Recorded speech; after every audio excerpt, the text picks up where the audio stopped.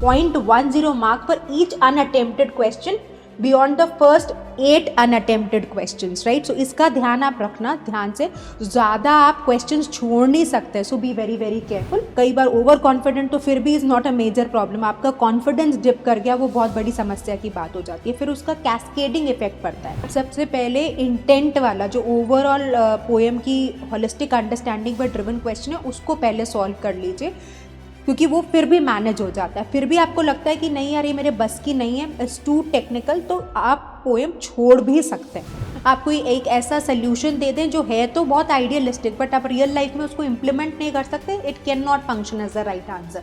Hi my dear students, I hope you guys are doing well. In this video we are going to talk about that what should be the right approach to approach your that paper so that you come out with flying colors and do exceedingly well. So let's get started. My name is Juhi Narula. So see, that is coming soon, and I'm sure you must be really excited to know that what is the right approach. We'll discuss in detail. First, let's quickly see how the pattern would look like.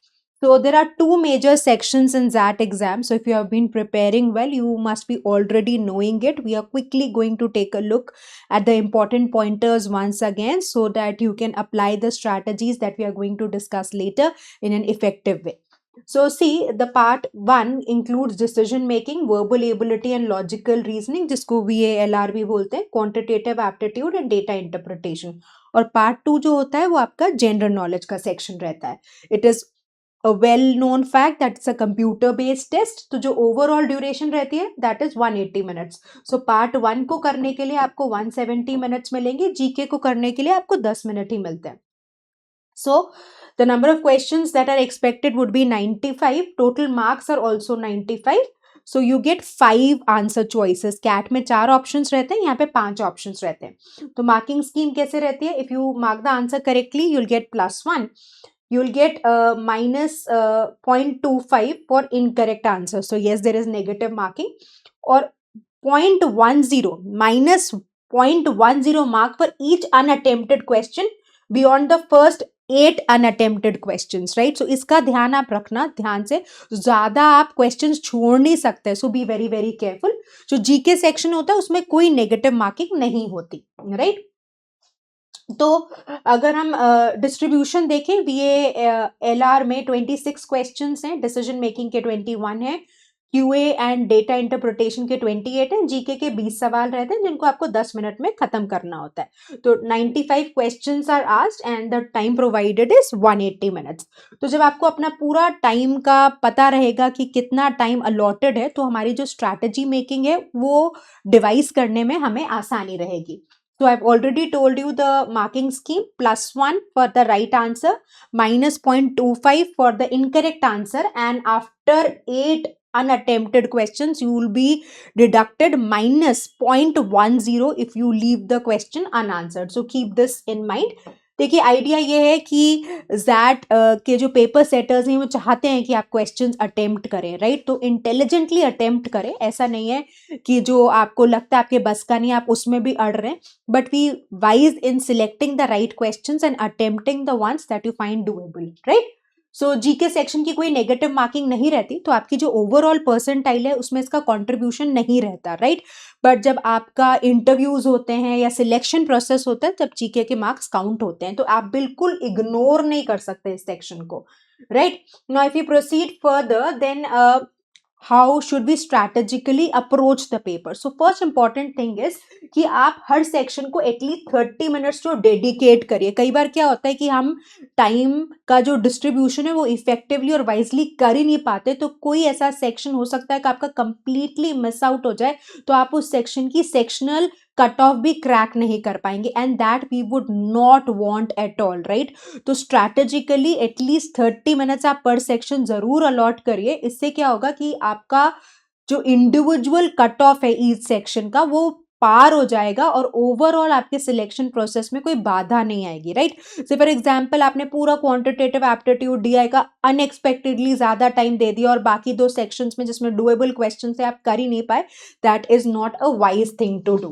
Now if you further proceed then which section should be attempted first, तो हम यहाँ पे एक strategy की बात बोलते हैं जिसको हम बोलते हैं कि पर्सनल ऑर्डर ऑफ डिफिकल्टी। तो जो आपका एरिया ऑफ स्ट्रेंथ है आप उससे बिगिन कर सकते हो। जैसे अगर मुझे लगता है कि यार मैं डिसीजन मेकिंग में बहुत अच्छी हूँ तो maybe I can start with decision making. अगर मुझे लगता है कि I get too overwhelmed by repeatedly solving a lot of sets, then maybe I can begin with decision making. I can take a break, go to QA and come to VALR. In the last can do the remaining decision making questions. तो mix and match भी आप कर सकते हैं और idea मेरा यही रहता है कि स्टूडेंट्स को सजेस्ट करने का कि उस पर्टिकुलर सेक्शन से स्टार्ट करिए जो आपकी स्ट्रेंथ है, क्योंकि देखिए आप पेपर जब देने जाते हैं तो आप बहुत जिटरी होते हैं, तो आपके it's very important to calm your nerves, to settle down and make a strategy that will work for you, right। अगर आप एग्जाम के टाइम में जो स्ट्रैटेजी सोच के आए वो अप्लाई नहीं कर पा रहे, या नर्वस हो गए, या ओवर कॉन्फिडेंट हो गए, या फिर कई बार ओवर कॉन्फिडेंट तो फिर भी is not a major problem, आपका कॉन्फिडेंस डिप कर गया वो बहुत बड़ी समस्या की बात हो जाती है, फिर उसका कैस्केडिंग इफेक्ट पड़ता है। तो आपने अगर एक डिफिकल्ट सेक्शन को हाथ लगा लिया सबसे पहले, तो आप इतने नर्वस हो जाते हैं, एंग्शियस हो जाते हैं कि जो अपकमिंग सेक्शंस होते हैं ना उसमें भी, या जो बचे हुए क्वेश्चंस होते हैं उसमें भी आपकी परफॉर्मेंस डावाडोल हो जाती है। So we have to be very very wise, we have to be very calm. और जब आप मॉक्स दें तो कोशिश करिए आइडेंटिफाई कर लें कि कौन सा ऐसा एरिया जहाँ पे आपकी स्ट्रेंथ है जिससे आप बिगिन करेंगे, और फिर सक्सेसिवली 2-3 मॉक्स में प्रैक्टिस करके देख लीजिए कि वो स्ट्रैटेजी आपके लिए काम कर रही है। जो सेक्शन आपका सबसे बढ़िया है, my advice would be to begin with that particular section, because उससे कॉन्फिडेंस आ जाता है, क्वेश्चन स्पीडली सॉल्व हो जाते हैं, आपकी एक्सपर्टीज है तो आपको मोमेंटम गेन हो जाता है, जो बहुत हेल्प करता है to deal with the other areas, right. Next if you talk about, अगर मैं सेक्शन वाइज स्ट्रैटेजी की बात करूं तो VALR में क्या हमें सबसे पहले करना चाहिए, तो ग्रामर और vocab based questions quick questions होते हैं जिनमें आपको समय ज्यादा नहीं लगेगा, राइट। अगर आपने ग्रामर के रूल्स रिवाइज कर रखे हैं तो आपको इतनी ईज होगी क्वेश्चन सॉल्विंग में, बहुत क्विकली क्वेश्चन सॉल्व होंगे, और जब आप शुरू में ही 5-7-8 सवाल कर लेते हैं ना in lesser time, then you get that momentum which is really important, right. So short RCs को पिक करिए, पैरा बेस्ड लॉजिक क्वेश्चंस को सॉल्व करिए। ये इसलिए आपको सजेस्ट कर रही हूँ क्योंकि ये क्वेश्चंस बहुत ज़्यादा टाइम कंज्यूमिंग नहीं है। तो अगर बहुत ज़्यादा टाइम लग नहीं रहा तो इन दैट केस आप नंबर ऑफ क्वेश्चंस भी ज़्यादा कर पा रहे हैं, तो आपको जो मुश्किल क्वेश्चंस हैं उनके लिए टाइम बच रहा है और इनिशियल मोमेंटम भी आपको मिल पा रहा है ना। क्या डिले करना है, अगर आपको लग रहा है कि बहुत लॉन्ग फिलोसफिकल आरसी आ गया तो उससे शुरुआत में भी I am very good at VALR and I am good at philosophical RCs also. Still it is wise to begin with something that is easy to do, right। हमेशा आसान से start करिए, मुश्किल से तो कभी स्टार्ट करना ही नहीं चाहिए। देन कोई भी ऐसा आपको लगता है कि इन्फ्रेंस हैवी आरसी है जिसमें आपको क्लैरिटी नहीं डेवलप हो पा रही कि पैसेज किस डायरेक्शन में प्रोसीड कर रहा है, तो उसको आप डीले कर सकते हैं, right. So the plan is to start with the questions that are quick to solve, that take lesser time, and you can do the questions which are direct and which are not deceiving or which are not too complex। तो बहुत ज़्यादा complex questions शुरू में ही कर लेंगे तो आसान questions के लिए हो सकता है समय भी ना बचे, और आपका कई बार जो कॉन्फिडेंस है वो भी थोड़ा डामाडोल हो जाता है। I know I am repeating myself but these little things would make a massive difference in your overall experience of giving the paper, and how do you maximise your chances to get into the top notch colleges which that will eventually lead to cracking, that would eventually lead to, ठीक है। सो देखिए जब आप RC की बात करते हैं तो read for author stance not facts, that's really important. Stance मतलब ऑथर का POV आपको समझना जरूरी है। एक बैलेंस्ड और कॉशियस ऑप्शंस को प्रेफर करिए, ये मैं आपको कई बार समझा चुकी हूँ, हमारी कई क्लासेस हुई हैं जिसमें मैंने आपको प्रोसेस ऑफ एलिमिनेशन डिटेल में समझाया, बहुत बार समझाया है। तो उसमें मैंने आपको कहा है कि एक्सट्रीम लैंग्वेज वाले आंसर्स आपको एलिमिनेट करने हैं। मैंने आपको ये वर्ड्स भी लिखवाए हुए होंगे अगर आप मेरी आरसी की क्लास में बैठे हैं तो, all, always, none, only, must, never, इनको लेकर आप हमेशा सस्पिशियस रहिए, ऐसी चॉइसेस को एलिमिनेट करिए, राइट। कैसा ऑप्शन जो प्रेजुडिस्ड है, बायस्ड है, बहुत स्ट्रॉन्ग इमोशनल टोन लेके आता है, आप उनको भी एलिमिनेट करेंगे। ठीक है, ओवर इंटेलेक्चुअल आंसर्स का आप मिस करेंगे।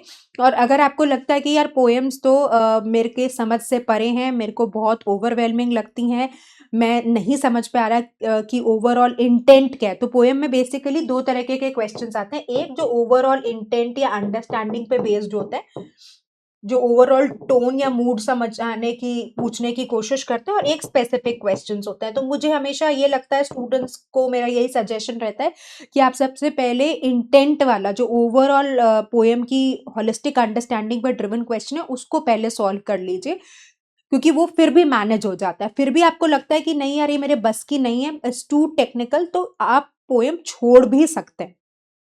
Right, so this one poem usually they are 2 questions, तो अगर आपको लगता है पढ़िए जरूर, राइट, और इंटेंट वाला क्वेश्चन अटेम्प्ट करने की जरूर कोशिश करिए, क्योंकि ऐसा नहीं है कि वो बहुत ज्यादा आपसे कवि का वो ना भावार्थ लिखते थे, वो ऐसा आइडिया नहीं पूछना चाहता, और सिंपल वर्ड्स की अंडरस्टैंडिंग से आप पकड़ लेंगे पोएम्स को।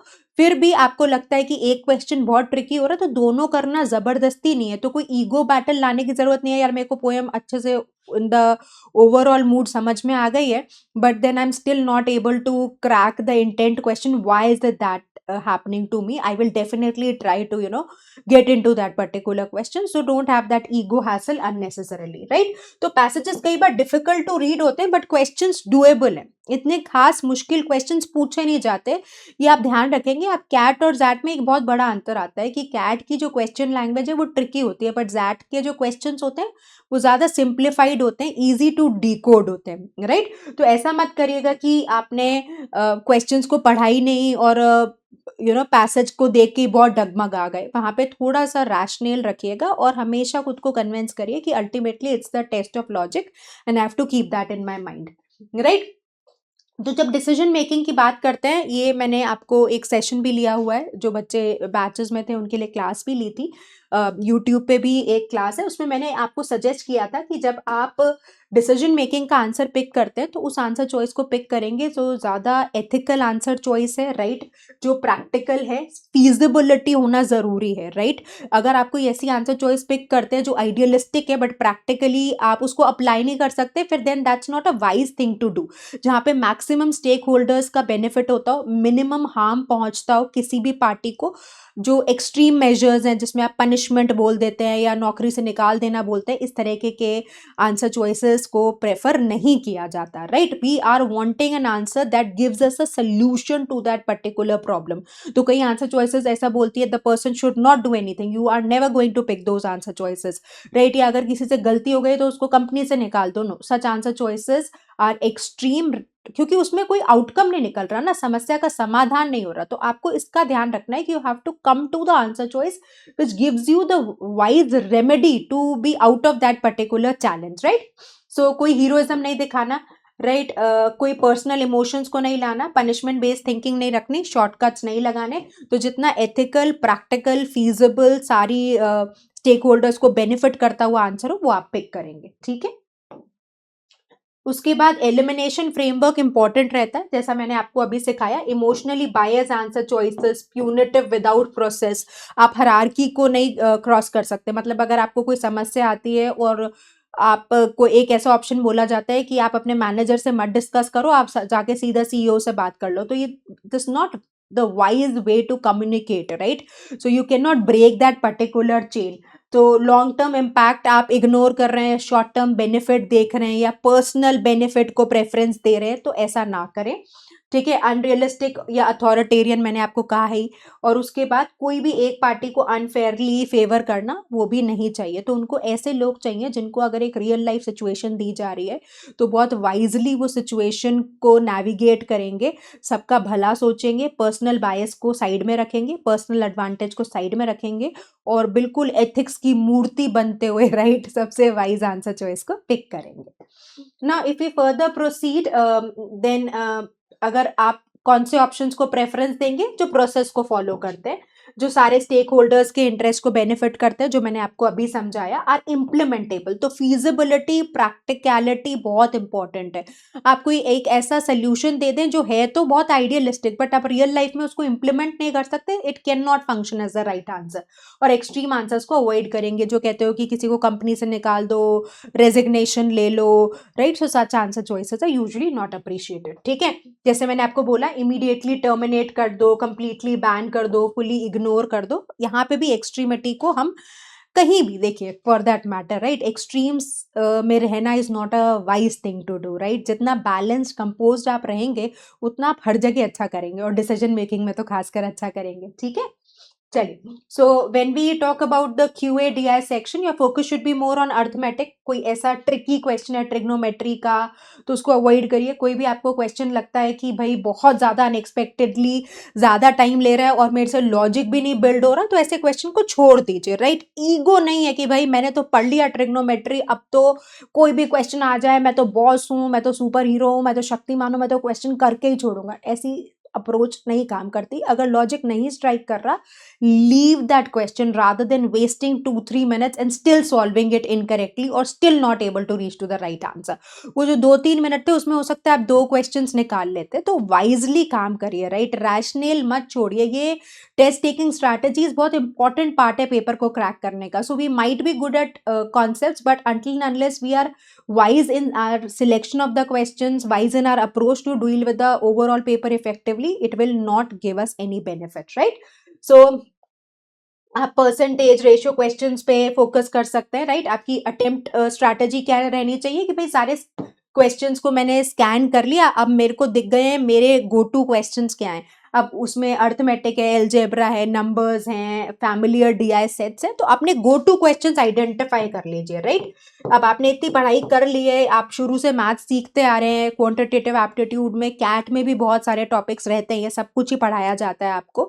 सो इन दैट केस आपको ग्लांस करके अपने गो टू क्वेश्चन समझ में आ जाने चाहिए, और वो बहुत बड़ी विक्ट्री रहती है if you are able to identify कि which questions are going to give you the marks, right. So long geometry questions या जो अगली DI calculation, too much focus on calculation, such intensive calculation questions आप miss कर सकते हो। Multi step probability, इस तरह के क्वेश्चंस आप बाईपास कर सकते हो। तो एक्यूरेसी रूल ये है कि attempt fewer questions but get them right, this is important, right. XAT की मैथ बिल्कुल कैट की तरह नहीं है, डिफिकल्टी मॉडरेट रहेगी। तो इस बार बहुत दुख दिया, मैं उस पीड़ा पे जाना नहीं चाहती आपकी, क्योंकि आप अब जैट दे रहे हैं, तो पुराना सारा घाव भूल जाइए और बिल्कुल नए माइंडसेट के साथ, पॉजिटिविटी के साथ जैट का पेपर दीजिए, ठीक है। ट्रैप हो सकते हैं लॉजिक और कैलकुलेशन में, तो उसको लेकर कॉशियस रहिए, केयरफुल रहिए, जो सिखाया गया है उसको लॉजिकली इम्प्लीमेंट करिए। Overthinking ethical dilemmas, trying to attempt everything, choosing idealistic solutions, ignoring long-term consequences, emotional attachment to the answers, ये ऐसी कुछ गलतियां जो नहीं करनी, right? तो the best answer is rarely the smartest, it's the most reasonable। तो इसका ध्यान रखिएगा कि rational, reasonable आंसर चॉइसेस को आप प्रेफरेंस दें, ठीक है। If you'll stay calm, if you'll select wisely, if you'll avoid extreme, if you'll respect the process, then that is your paper, right? You're going to conquer that with flying colors. So I hope this video helped you. Keep working hard, stay consistent. God bless you. Vijay Bhav.